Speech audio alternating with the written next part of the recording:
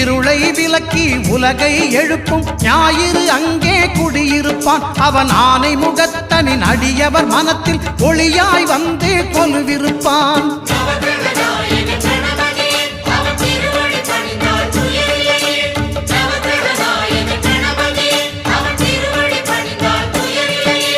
ஒன்பது கோளும் ஒன்றாய் காண அங்கு கற்பகம் என்னும் கடவுளின் மெய்யில்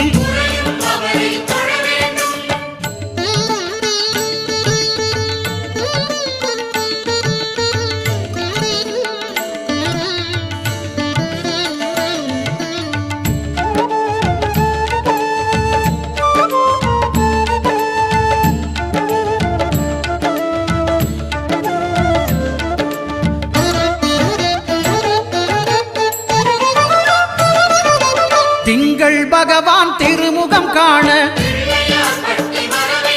அங்கு கற்பக பெருமான் தொப்புள் குழியில் திங்கள் பகவான் திருமுகம் காண அங்கு கற்பக பெருமான் தொப்புள் குழியில்